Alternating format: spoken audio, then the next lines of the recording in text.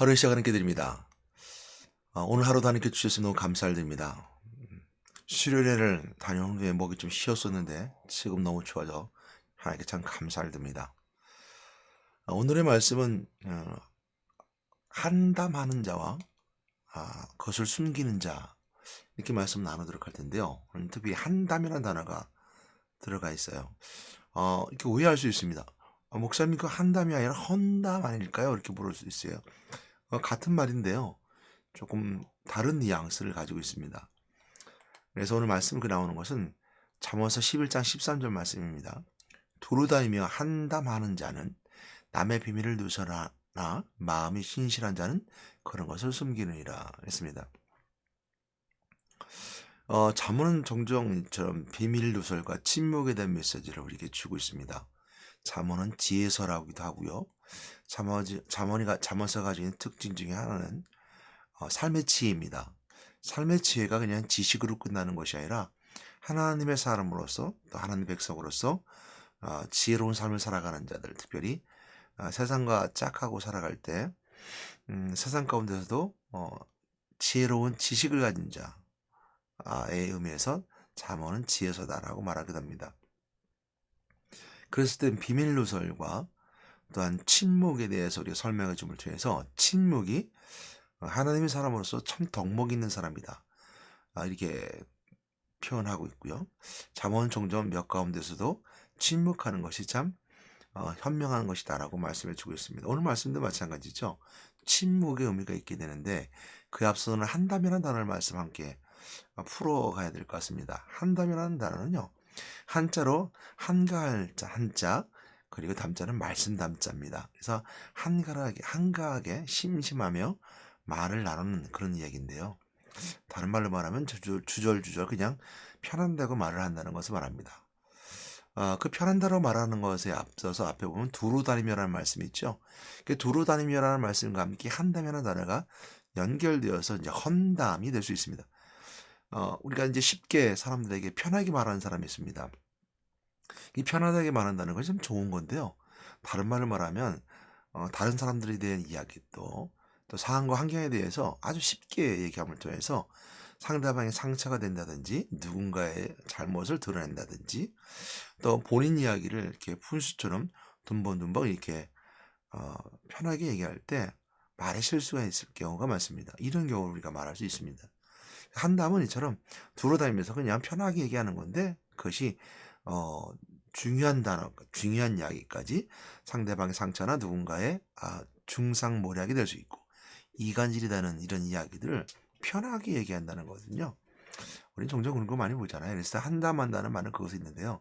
한담하는 자는 남의 비밀을 누설하나 했습니다. 그러니까 쉽게 남의 비밀을 누설한다는 것이죠. 마음이 신실한 자는 믿을 만한 자는 그런 것을 숨기느니라 했습니다. 그러니까 남의 이야기 중에서 남에 대한 이야기 중에서 그 상대가 좀 상처가 될 수 있는 마음 또한 그가 가지고 있는 어떤 잘못된 부분들을 이렇게 드러내면서 험담하게 되죠. 그래서 험담한 들과 함께 말씀 연결해 볼 수 있을 것입니다. 그래서 오늘 말씀은 이제 한담하는 자와 그것을 숨기는 자라는 말씀을 나누도록 하겠습니다. 이 한담이라는 말을 좀 전에 풀이했던 것처럼 한담은 이제 어원이죠. 언어로는 히브리어입니다. 히브리는 라킬인데요. 라킬은 여기저기 다니며 험담하는 것. 그러니까 여기저기 다니며 험담하는 것을 우리가 한담이라고 합니다. 라킬이라고 그러고요. 중상, 고자질, 이간질할 때 말합니다. 이 라킬이라는 히브리어는요. 그 어원을 밝혀 과거로 돌아가게 되면 라킬은 그 리킬에서 왔습니다. 리킬에서 왔는데 이 어원을 가지고 있는 뜻은 이제 장사하게 여행하는 것이죠. 그 장사하는 사람들이 상대방들 만나서 자기들 이익을 구하기 위해서 어떤 모략적인 것을 할 때도 이 한담이라는 라키라를 단어를 썼다는 것을 알게 됩니다. 상인들은 자기들 이익을 추구하게 사는 거죠.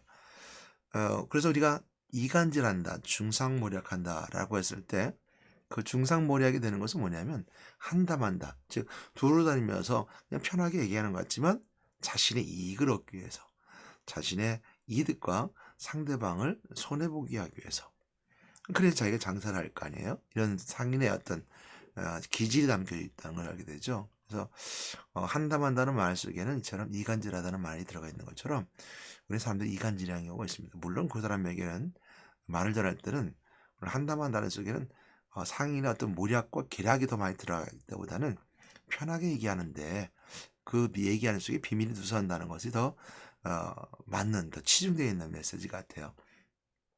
너무 이간질하고 계략적인 것은 아니라는 거죠. 모략의 중심을 하는 얘기는 의도적인 것이 아닌 그런 내용은 같지만 우리는 종종 이런 분들을 보게 됩니다. 그러니까 사람들이 이야기할 때 비밀이야. 저 사람들 비밀이야. 너만 알아? 하는데 그 말이 그 다음 날은 온 교회가 다 알아요. 온 공동체가 다 알아요. 직장에서 온 사람들이 다 알아요. 야, 너와 나와 비밀인데 어떻게 다음날 하룻밤도 안 지났는데 그냥 온 사회 온그 직장 사람들이 다 알을까? 이걸 이제 편하게 얘기하면서 비밀이야 말하면서도 말하는 경우가 있죠.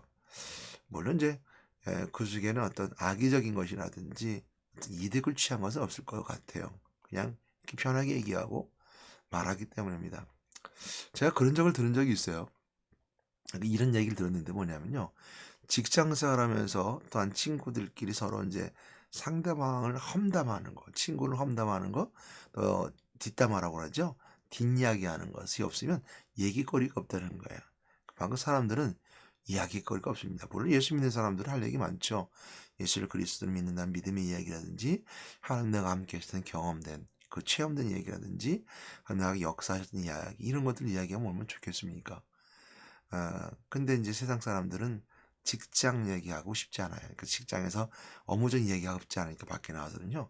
대부분 직장 내 직장 상사의 험담, 뒷담화하는 걸 좋아한답니다. 그 외에는 다른 얘기 할 게 없대요. 뭐 자기 개인 사정사를 드러내지도 않고 또 가정사도 드러내지 않고 직장 사람도 그런 게 많다는 얘기를 들은 적이 있습니다. 근데 세상 사람이 할 말이 없는 거죠. 뒷담화가 어떻게 보면 문화처럼 새겨져 있어요. 문화처럼 돼 있어요. 굉장히 안타까운 것 중에 하나가 바로 그런 건데요. 제가 종종 믿음에 떠난 사람들, 믿음 밖에 있는 사람들이죠. 어, 그 사람들이 이야기를 종종 들어다 보면요. 남 얘기하고 남 험담하고 이런 것들이 아주 문화처럼 다 있고요. 그것이 아주 옳은 것처럼 그리고 그를 어떻게 시대적 문화의 풍습처럼 생각하는 것이 참 안타까운 일입니다.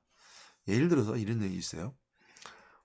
아이들 같은 경우는 랩을 하면서 부모를 폄하시키는 랩을 한다든지 또 아니면 시어머니하고 며느리 관계에 있어서 특별한 관계에 문제가 없음에도 불구하고 며느리는 시어머니의 뒷담화를 한다든지 시어머니는 며느리를 뒷담화를 한다든지 가족의 관계가 묶여졌음에도 불구하고 서로 남남이라는 생각을 가지고 있는 며느리의 시어머니 이런 또한 장모님과 장인어른 사이와 이렇게 볼 수 있는 것들의 관계 속에서 또한 형제들끼리도 마찬가지입니다. 뭐 뒷담화하는 경우가 있죠.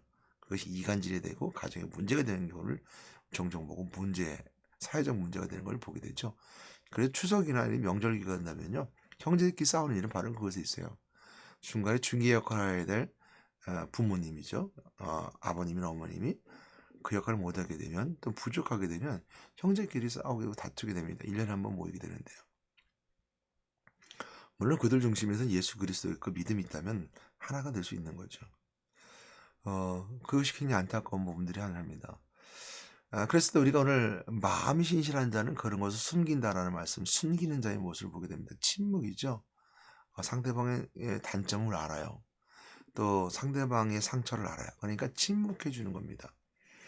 내가 드러내서 뭐 이야기를 하고 씹고 발개벗을 수 있을지 모르지만 침묵해 주는 거죠. 그걸 숨긴다 그랬습니다. 비밀을 누설하지 않고 얼마든 좋은 얘기 할 수 있잖아요. 성경이 이렇게 말씀하고 있습니다. 잠언서 20장 19절 말씀해 보게 되면 두루 아니면 한담하는 자는 남의 비밀을 누설하나니 입술을 벌린 자를 사귀지 말지니라. 그런 사람하고 사귀지 말라고 그랬어요. 베드로서 3장 10절 11절 말씀해 보게 되면 그 메시지도 하겠습니다. 그러므로 생명을 사랑하고 좋은 날 보기를 원하는 자는 저를 금하여 악한 말을 그치며 그 입술을 거짓말하지 말고 악에서 떠나 선을 행하고 화평을 구하며 그것을 따르라 그랬습니다. 그 입으로 나오는 것들이 혀로 말하는 것들이 악한 말을 그치라고 했습니다. 이간질하고 중상모략하는 말을 그치라는 거죠. 상대방을 험담하는 걸 그치라는 겁니다. 이간질하는 것을 그치라는 거죠. 그리고 그 입술로 악에 썼다는, 거짓말하지 말고 악에 썼다는 선행하고 화평을 구하며 그것을 따르라는 것처럼 입술로 화평적인 말, 선한 말을 하는 거죠. 얼마나 좋은 일 많이 있잖아. 예수가 그리스도를 고백하는 거 얼마나 좋습니까? 그리고 가장 좋은 건 간증입니다. 간증을 나눈다는 것은 뭐냐면 하나님이 나에게 함께 하신 분이 나에게 역사하셨던 사건들을 서로 나누는 거거든요. 얼마나 좋습니까? 예수 그리스도를 통해서 하나님 만났던 일들을 이야기한다든지, 내가 이런 죄가 있었는데 그 죄를 예수 그리스도의 보혈 피로 은혜, 그래서 그리스도 만나면 죄를 용서받았다든지, 그 확신 가운데 있다든지. 이거는 본인 스스로에게 있어서 그런 것을 말할 때는요, 자기의 상처를 말하는 거거든요. 옛 과거의 잘못을, 죄를 말하는 것이기 때문에 그 쉽지 않은 부분입니다. 그러니까 완전하게 확신 가운데 그리스도 보혈 피 은혜로 그 모든 것을 넘었었을 때요. 다시 말하면 완벽하게 그것을 어떤 사람이 안다 하더라도, 그 상처의 근원지가 안다 하더라도 나의 그 동의 없이 그걸 받아들이고 감사할 수 있는 사람을 말합니다. 그렇게 돼야 돼요. 그것은 그리스도를 통해서 가능한 거거든요. 그러니까 그리스도의 보혈 피로 가능한 겁니다. 왜냐하면 예수 그리스도는 그처럼 고난 속에 그 십자가의 길 걸어가셨잖아요. 사람들 손가락질 당하면서 어려움과 고통 가운데서도 우리를 위해서 그 십자가의 길 걸어갔던 것처럼 다 감당하는 것을 우리가 확신 가운데 있으면 감당하는 거죠. 그러나 사단은 언제나 그를 통해서 공격합니다. 내 잘못을 통해 내 죄성을 가지고 공격하죠. 율법주의자들은 정죄하기 좋아하고요. 또한 바리새인과 서기관처럼 말씀대로 됨이라서 우리를 넘어뜨리려고 하죠. 그럴 때일수 우리가 왕 대신 그리스도의 권세로 승리하기 위해서 우리가 항상 내 마음속에 그리스도의 권세의 이름으로, 왕의 이름으로 선포합니다. 떠나가라. 떠나갈지어다 라고, 나를 미혹해하고 나를 넘어뜨리는 악하고 더럽고 추악한 세례가 떠나가라. 입으로 말하는 건 좋지만 속으로 말하죠. 상대방 상처가 될 수 있고 언제나 돌아올 수가 있는 기회가 주어지니까 항상 이처럼 마음으로 속으로 선포합니다. 물론 이제 강력하게 귀신 역사하는 경우는 담대히 입으로 선포해야 되겠죠. 왕대시 그리스도 명하라 떠나가라 라고 명령해야 되겠죠. 이런 것들을 경험 속에서 간증하는 겁니다. 이런 간증을 하면은 대가 되고 그 속에 하나님이 살아 역사하신 생명의 은혜가 증거하게 됩니다. 그래서 상대방의 잘못이나 상처는 우리가 침묵하고 숨겨줘야 돼. 그것이 우리가 덕목이고 알게 됩니다. 그러나 우리가 마음속에서 상처했던 본인 스스로에게 있어서는 드러내나 말할 수 있는 담대함도 있어야 되겠죠. 오늘 예수님께서도 마찬가지로 고향에 갔을 때, 나사렛 갔을 때 환영을 받지 못했었습니다. 저 사람 목수 아들 아니냐, 우리가 알던 그 예수 아니냐라고 말합니다. 그처럼 예수님의 소문은 바다에 번졌지만 그 소문을 들었을 때 감당하지 못했던 사람들도 있었습니다. 그 소문 속에서 어떻게든 험담하고 어떻게든 예수님을 깎아내려고 했던 바리새인들, 사두개인, 서기관들, 대제사장들도 있었습니다. 이처럼 두루 다니며 한담하는 자, 결코 그 비밀을 누설할 수 있는, 실수를 범할 수 있는 기회가 얼마나 있다는 거죠. 물론 두루다니며 한담하는 자가 복음을 들고 복음을 증거하면 그만큼 좋은 사람도 없습니다. 이게 장점이 될 수 있거든요. 그래서 두루다니며 한담할 정도로 사람들에게 편하게 대화할 수 있는 사람처럼 큰 장점 있는 사람 없어요. 그게 복음 들고 가면 됩니다. 복된 소리하고 하나님 말씀 증거하면 됩니다. 근데 편하게 얘기할 때 집중해서 어떤 그리스도의 은혜를 붙잡고 기도하고 말하지 않을 때는 쉽게 상대방의 비밀을 누수할 수 있습니다. 상대방은 이간질하는 말이 나올 수 있습니다. 그러므로 이런 자들은 사단에게 쓰임받는 자, 악한 영에게 쓰임받는 자입니다.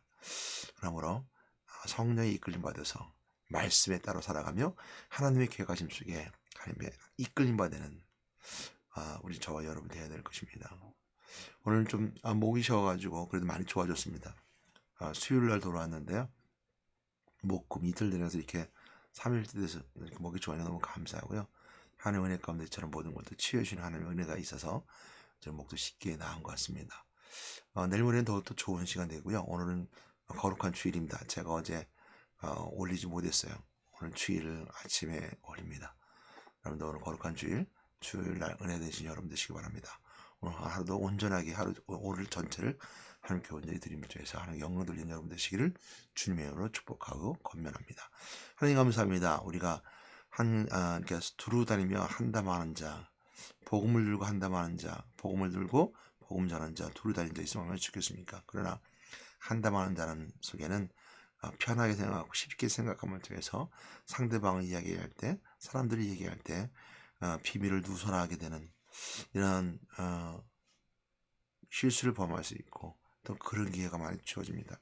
그러므로 우리가 하나님 안에 있는 사람들이라면 그 비밀을 누설하지 아니하고 침묵함을 통해서 그것을 숨기는 자 되어 세상 가운데서도 하나님 사람으로 더 덕목 있는 자로 세워주시고, 특별히 우리가 침묵으로 끝나지 아니하고 그 상처와 그 아픔을 기도해 주시는 사역자라도 저희들 세워주시옵소서. 예수 그리스도로 기도드렸습니다. 아멘.